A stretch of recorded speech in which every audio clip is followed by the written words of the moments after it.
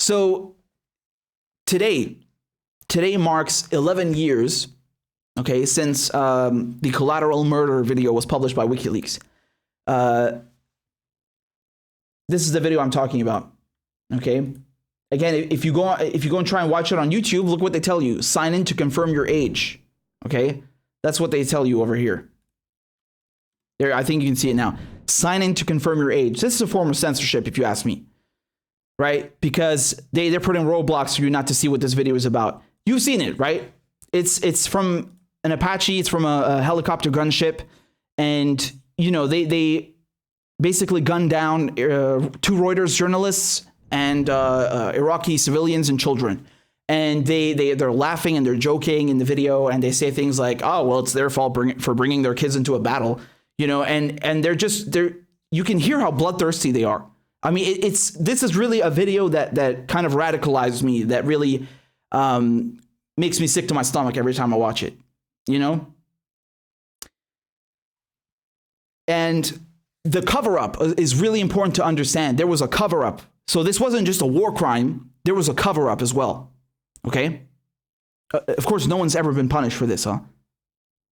And so the cover-up, I can tell you about that because, I mean, when I was covering the Assange trial, you know, in September, October 2020, just a few months ago, one of the people that we heard from, I'll pull this up for you, right? One of the people that we heard from was the Reuters bureau chief in Baghdad at the time, Dean Yates, and he submitted a written statement, okay? And this is what he said. This was read out by one of the lawyers for the defense, Fitzgerald, right? So Yates talks about him being the bureau chief in Baghdad when the events shown in collateral murder video published by WikiLeaks took place. 2 Reuters journalists were among those massacred by the U.S. helicopter, okay? The U.S. military tried to cover up the war crime, alleging a clash with militants, okay? After killing 2 journalists, 20 Iraqi civilians, and wounding 2 children. Several attempts by Yates to obtain footage, including a Freedom of Information Act, failed, right? And hence, that's the importance of WikiLeaks publishing the video, because a lot, you know, again, this is important to understand because people try to malign WikiLeaks for publishing classified information. No, they covered this shit up, right? He even tried with the Freedom of Information Act request to get the video to know what happened to his colleagues, his staff, and they blocked him. And not just that, he went and actually saw the army, right? So, again, Yates said that what Assange did was 100% an act of truth-telling, exposing to the world what the war in Iraq, in fact, was and how the U.S. military behaved and lied, right? And the 2 journalists we're talking about are Namir and Saeed. And, you know, basically when he went to the U.S. military to ask about what happened, why his journalists had been killed, they lied to him and they only showed him the first couple of minutes of the video, right? So you have to understand, he had never seen the full video until WikiLeaks published it. And for years, he thought that, oh man, it's, you know, they were just in the wrong place at the wrong time. Maybe because the camera looked suspicious, you know, they got killed and it was their fault, or they were peeking around the corner or something, you know, and trying to like rationalize why and how his colleagues were killed. And he only saw the video after WikiLeaks had published it. And then he finally understood, wow, these motherfuckers lied to me. That's why they refused to show me the full video. That's why I never heard this audio from the gunship of them laughing and joking about it. And then shooting the vehicle that came to rescue them, right? And it gave him tons of anxiety and psychological distress, as you can imagine, right? So another reason why this video is important, it's not just anecdotal, it's not just about Dean Yates and his colleagues, which is horrific enough, because anyone who watches this video knows why it's so terrible. But, you know, I want to show you this as well from Josh Dougherty from Iraq Body Count, right? So I had Josh on my show to talk about the Assange trial, and Iraq Body Count is one of the media partners that worked with WikiLeaks, right? So thanks to Chelsea Manning, Iraq Body Count, they were able to gather around 15,000 additional deaths, right? Because of that. And this is, I mean, you know, these are people whose lives we would have forgotten about otherwise. It's horrific. And I just want to show you something that Josh wrote in December. So just, you know, 4 months ago, about the Assange trial. And, you know, I think this is a really important point that he makes here. So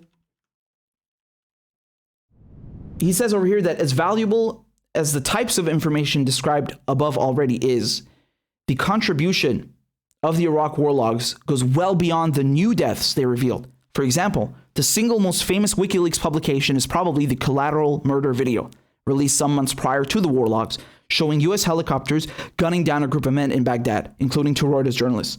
The video captured worldwide attention. The public was aghast at how casually, even eagerly, civilians were gunned down, effectively executed from above. But the video did not actually reveal any new deaths that weren't already known. The incident had been reported before, and that Reuters journalist had died. But the previous reports were relatively vague and didn't capture the true nature, brutality, or specifics of the incident the way the video did. Not only did the video corroborate the deaths previously known, it also shed new light on them in a way previous reporting could not. And that is such an important point, right? That's such an important point. It's true, right? Because, you might see some obscure line in a newspaper that, two Reuters journalists were gunned down, but no one understood how this happened, the context, and how chilling the circumstances were until they actually saw that video. It put everything into perspective, right? And that's just one video. That's just one thing that we know of, right? So, you really can't overstate the importance of the collateral murder video. It's really, I think most people in the world know WikiLeaks because of this video, right? And it's again, one of many reasons, one of the most principal reasons that Assange is being persecuted, that he's in jail, because he showed that, these wars, they're not actually nation building. They're not bringing democracy. They're a bloodbath, and the murders are being covered up, and, no one is being held accountable. I think most sensible people knew that already, but now we had actual evidence of it. We could actually see it and listen to it. And it's undeniable. And, the prosecution, they say that they're not prosecuting him because of that. This is so interesting. It really shows you how fucking dirty and evil they are. They're saying, no, we're not prosecuting Assange because he exposed war crimes. Like, as if they're morally conscious. No. We're prosecuting him because of the publication of the Iraq rules of engagement, right? Which were included with the video. Like, what? That is such a bullshit argument. Of course you're going after him because he exposed the fucking war crimes, right? Not half. The entire indictment is fabricated. It's bullshit. So, this is why they're after him. So again, if you have not seen this video, it's about 17 minutes long. Please go and watch it, because you need to understand why they're going after this man, why WikiLeaks is maligned, and why they use these smears.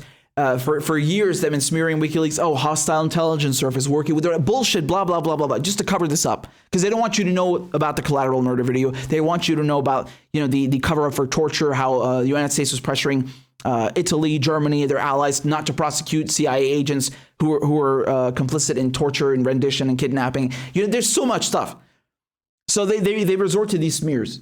And, speaking of which, the Pope actually sent a letter to Julian Assange just a few days ago. So I don't know if you saw this. His partner, Stella Morris, posted about this on Twitter, right?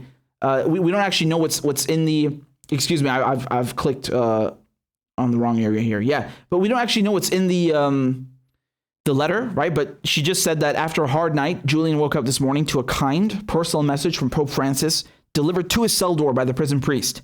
Our family wishes to express our gratitude to the many Catholics and other Christians campaigning for his freedom. So, if you're religious, definitely pray for Assange. And, I think there are so many groups that are campaigning for Assange's release, right? It's you have lawyers for Assange, you got doctors for Assange, you have so many international journalist groups that are calling for his liberation, for him to be freed. There's broad consensus about what's happening to him, that it's wrong. And, it's truly one of the biggest affronts on journalism of this day and age. It really is. So no wonder why they're not reporting on it. And as a matter of fact, a lot of these outlets like The Guardian, specifically The Guardian, Le Monde, Die Presse, they benefited greatly from WikiLeaks. They were media partners, and then they threw him under the bus, right? As soon as the State Department cables were released, And again, cryptome.org posted them first, not WikiLeaks. I mean, it's literally timestamped on Twitter. It's still there. You can go look it up. And, you know, the owner of cryptome.org has never been arrested or asked by the FBI or you know, DOJ to take them down. Not that he should, but just to put into perspective that they don't actually care about who posted them first. They're just using that as an excuse because, you know, Assange is popular. WikiLeaks is popular. So that's why he has a political target painted on his back. Cryptome.org is relatively unknown compared to WikiLeaks in the global domain, right? So that it's a political witch hunt, man, from start to finish, and it's because of videos like Collateral Murder that you know they're going after him, and you know, as horrible as Collateral Murder is, you know, just to put into perspective how bad the Iraq War is, I mean, there are other things, massacres like the Haditha massacre or the Mahmoudiyya massacre. I mean, just think how fucked up those massacres are that the Collateral Murder video pales compared to them. Just think about that for a second. And again, I say that figuratively. Of course, it's still a war crime and an atrocity. But just to give you a perspective of how much worse that is, and most people don't even know about that. I mean, it's some of the most. I couldn't finish reading it. The Mahmoudiyya thing. I couldn't read it. That's how bad it is. I mean, you know, if you have a weak stomach, don't read that. So, you know, propagandists like Shep Smith, like Nicole Wallace, they stay on the air, like Brian Williams, Wolf Blitzer. You know, they promote the war in Iraq, they promote the war in Afghanistan, the war on terror. They're still on television. They have new shows, right? They're given 2-hour slots. But journalists like Julian Assange, who expose the war instead of promoting it, who show it, you know, who show the war for what it really is, a bloodbath, who expose imperialism, Belmarsh prison, maximum security. How can you call that a free press? How can you call that a liberal democracy?